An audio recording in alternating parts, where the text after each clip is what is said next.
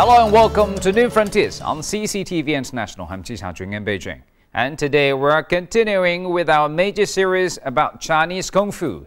In the past several decades, Kungfu films have taken the cinema world by storm with their hard-fought combat, gravity-defying stunts, and computer-generated special effects. What is not always evident on screen is something deeper, the xia spirit or culture of chivalry that Kung Fu embraces. In the real world of Chinese Kung Fu, masters or heroes are called xia. The knights of ancient Europe and samurais of ancient Japan, they are regarded as xia in the eyes of the Chinese. While Kung Fu refers to the physical combat, the xia culture is associated with moral conscience and justice. A true Kung Fu hero must be accomplished in both the martial arts and, perhaps more importantly, the culture of chivalry.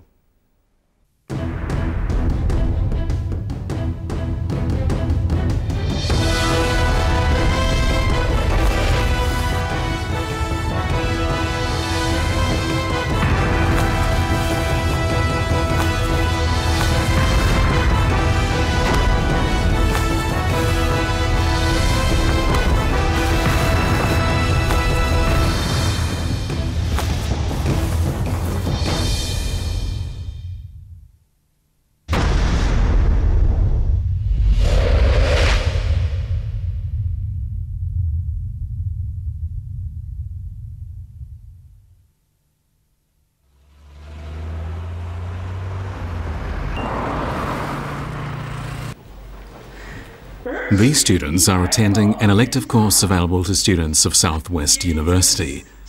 The topic is the culture of chivalry in China, and the lecture hall is packed, testifying to the immense popularity of the course.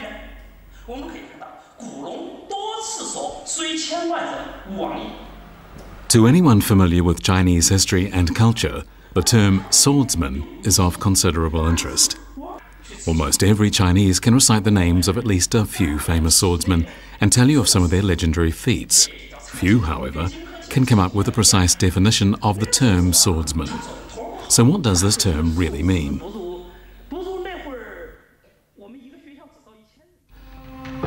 The earliest mention of the term swordsman is found in a book entitled Han Fei Zi, 5 Harmful Insects.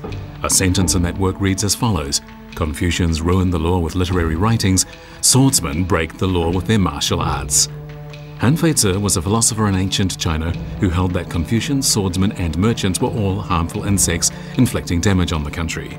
From his writings, we know that 2,300 years ago, swordsmen were already a social force to be reckoned with. 韩非子呢，他是中国历史上第一位提到侠的人。那么他说：“儒以文乱法，侠以武犯禁。”他把这个儒家和侠把这两者呢相提并论。那么这里呢有一个很重要的东西，就是说韩非子他是站在朝廷的立场，也就是说他是要想统一天下。那么统一天下，这个就必然就要发生战争了。但是呢，儒家是主张和平，所以他主张以礼治天下，这个就跟朝廷的政策相冲突了。而侠呢，他是帮助弱小者，所以他是反对这种兼并的统一的战争的。那么，所以韩非子他就把儒和侠就作为当时的5种蠹虫之一把他们作为危害社会的力量。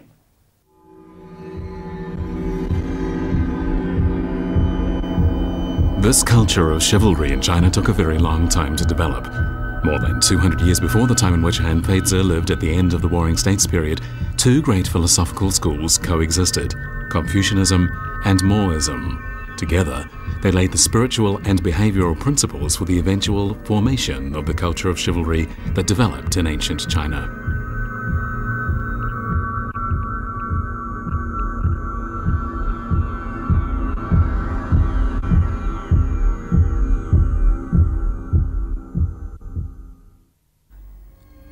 An important feature of a culture of chivalry wherever in the world it appears is bravery.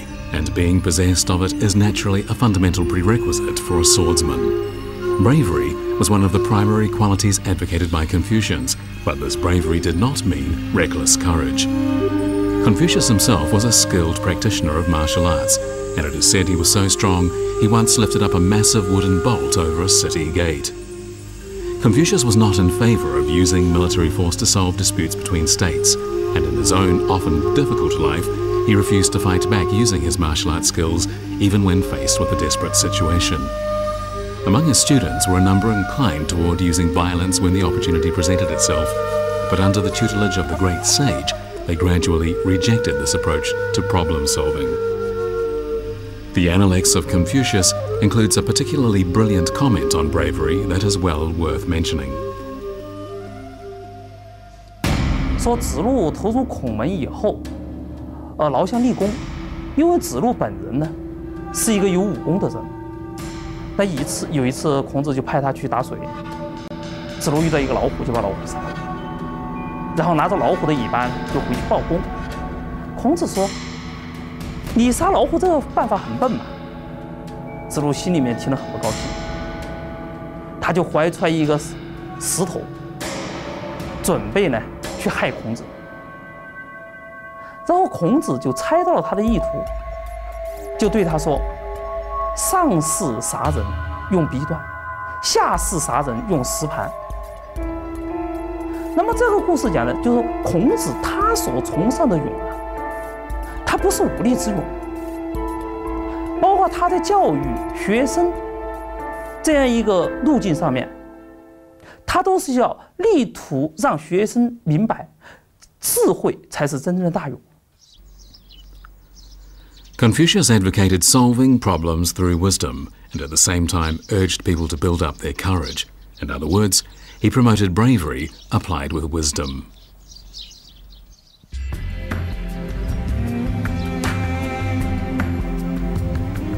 During the stage of the Warring States period in which Mencius lived, China was troubled by constant wars between competing states, and many brave and wise men ended up in the armed forces.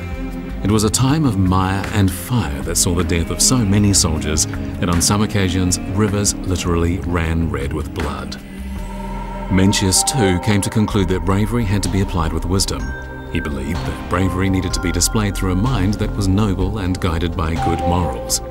Mencius elaborated on the definition of bravery originally formulated by Confucius, but he placed greater emphasis on bravery cultivated in an individual's inner world. 所以孟子就开始崇尚自己人格上的勇。那么孟子呢，提了2个很重要的标准，一个就是大家都很熟悉的大丈夫的人格，就是富贵不能淫，贫贱不能移，威武不能屈，此之谓大丈夫。那么这是一条，就是从人格上要不卑不亢，顶天立地于天地之间。那么第2条呢，孟子提了一个大无畏的精神。那么孟子说：“虽千万人，吾往矣。”无论前面有多少艰难险阻，有千人万人在阻拦着我，那么我也会勇敢地冲上前去，因为这是为了我的理想或信念。侠最重要的一种精神就是路见不平，拔刀相助。那么这个路见不平，他是不管是否能打过人家，他都要冲上前去的，因为这是他的一个道德原则。Mohists held a view of bravery that differed from the one held by Confucians. They advocated demonstrating one's bravery through action.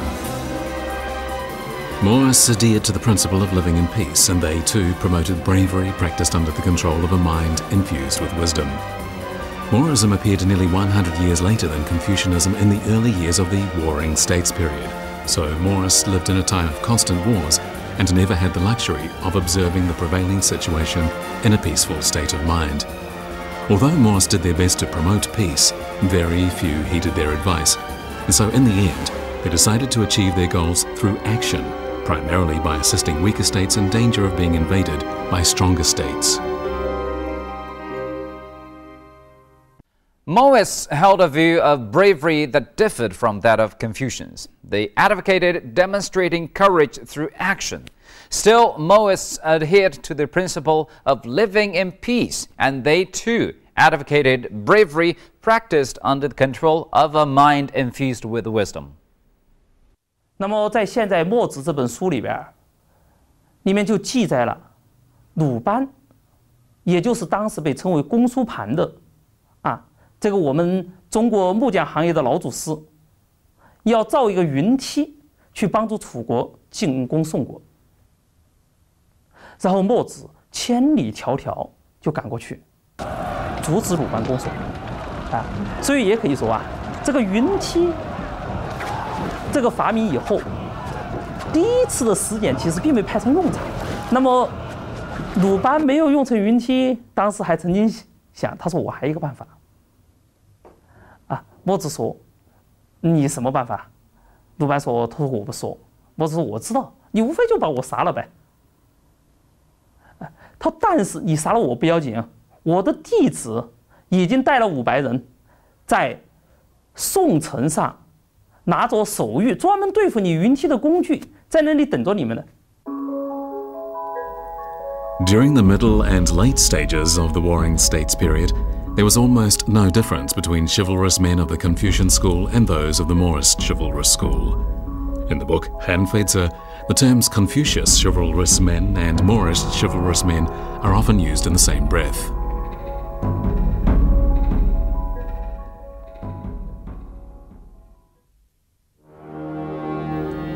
By the time of the Han Dynasty 2,000 years ago, the notion of the chivalrous man had become extraordinarily popular.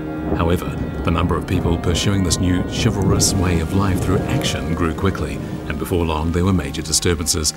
The imperial court began adopting measures to suppress them.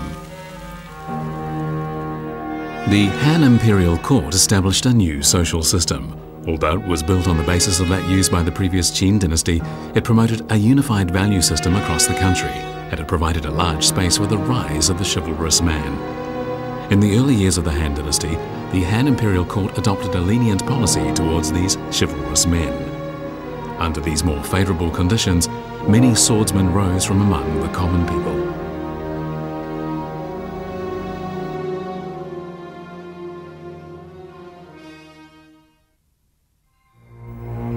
In the book Records of the Historian, we find mention of Guo Jie, regarded as the most famous example of the chivalrous man in Chinese history.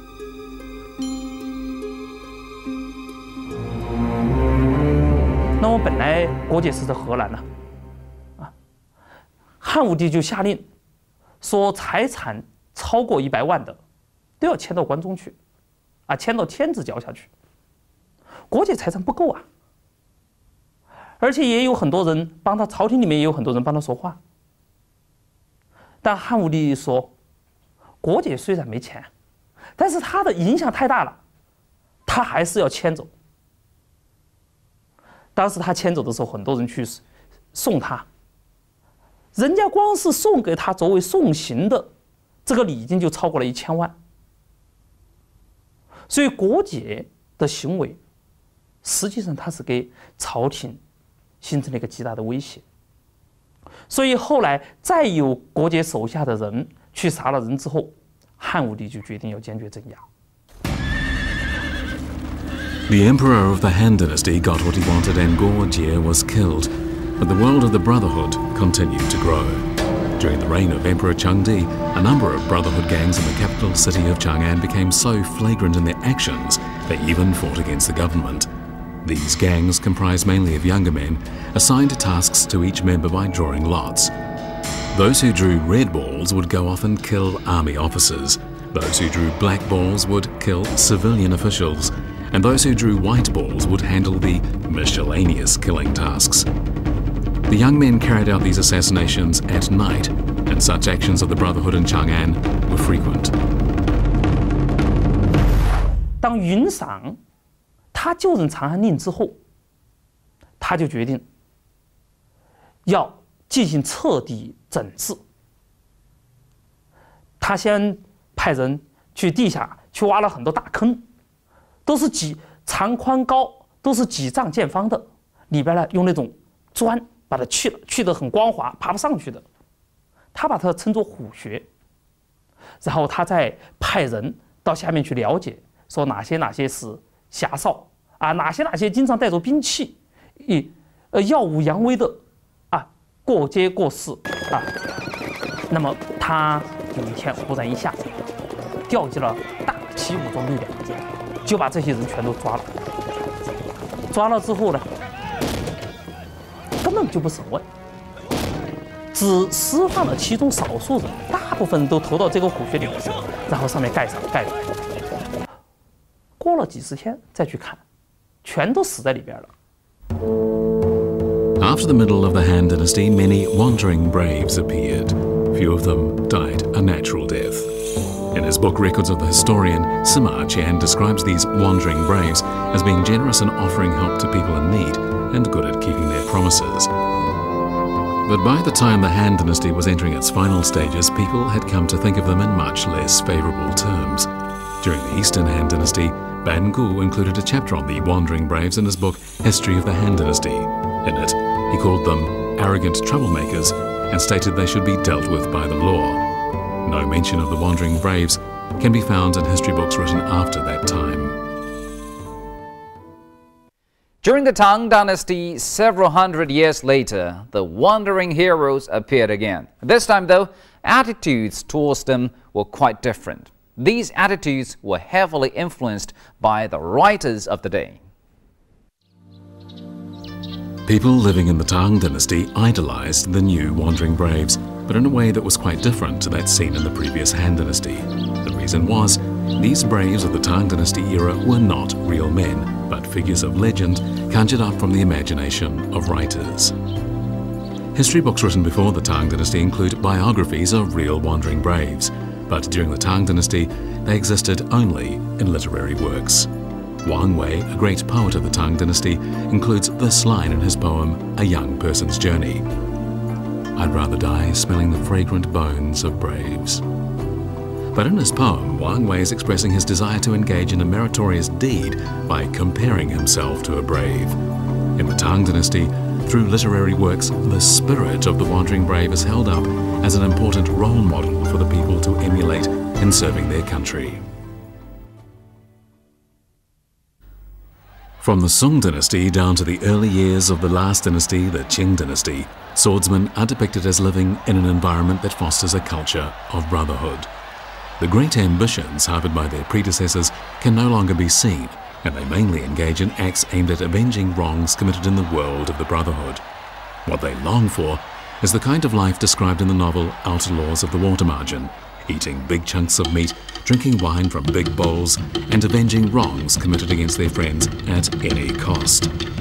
Many novels, such as Outlaws of the Water Margin, were published during the Yuan and Ming dynasties between 500 and 700 years ago.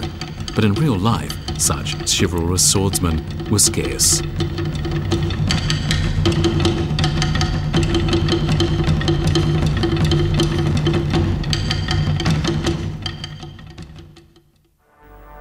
During the final years of the Qing dynasty, China was troubled by internal disturbances and foreign aggression. The entire nation was faced with unprecedented challenges. As the saying goes, the times creates heroes. And so in this troubled era, a large number of chivalrous men, genuinely chivalrous men, arose. In today's China, Tan Si-tong is seen as a model of the righteous chivalrous man both in deed and thought. Tan was one of the three main leaders of the reform movement of 1898, which was set in motion out of a desire to save China from annihilation. After the reform movement failed, the imperial court of the Qing dynasty ordered him arrested, but although he had the chance to escape and many urged him to do so, he stayed. At the end of his life, he said, "No reform in any country has ever succeeded without the shedding of blood. If a reform carried out in China does not see blood, our country will not prosper. If the shedding of blood is necessary, let it begin with me." Tan hoped that through his death the country would be roused to action, and his sacrifice was undeniably an act of real courage. Through his actions, Tan Sitong redefined the meaning of true chivalry.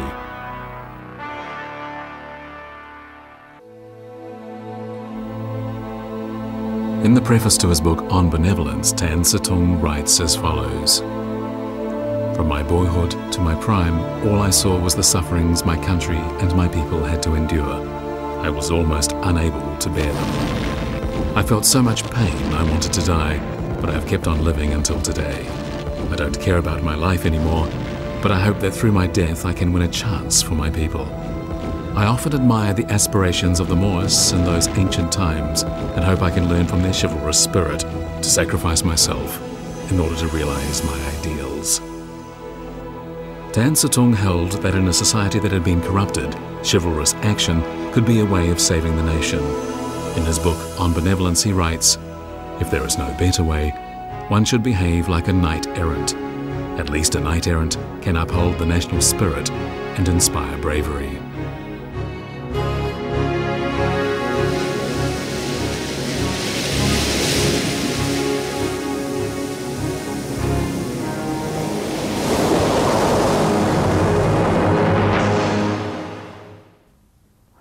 当他入狱以后，大刀王五也曾经组织武林高手想要去援救他，谭嗣同也拒绝了。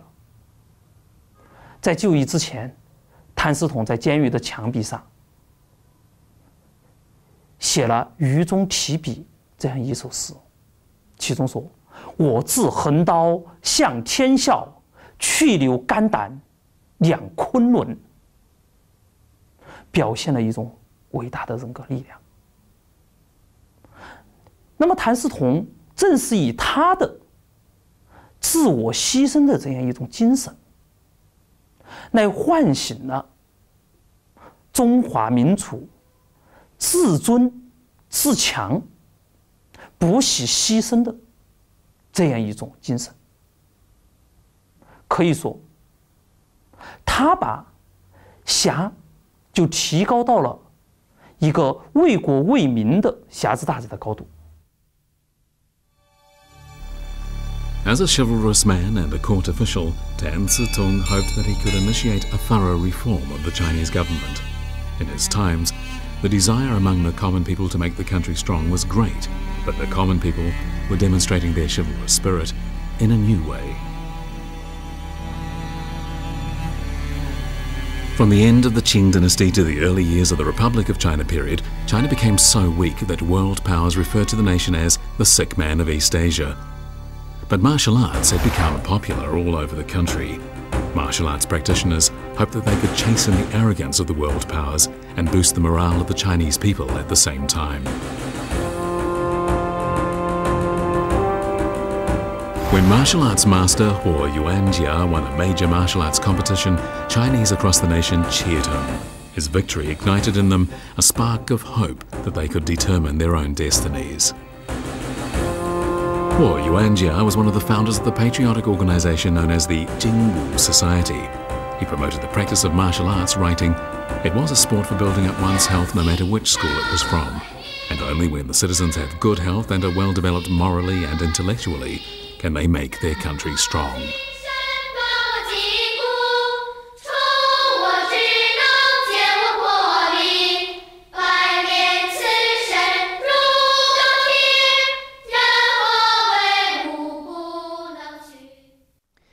Over time, the spirit of chivalry as observed in ancient China went through a process akin to purification. The negative elements were eliminated. What was left was a spirit of broad-mindedness, of promoting courage in pursuit of a just cause, of warm-heartedness, and of a willingness to help. Most of all, however, a chivalrous person was expected to bear in mind at all times the interests of his or her country and people. Even today, in modern China, the spirit of chivalry is admired, and it still reaches into the very depths of Chinese culture. Thank you for staying with us on today's New Frontiers. I'm Ji Xiaojun from CCTV International. Bye for now.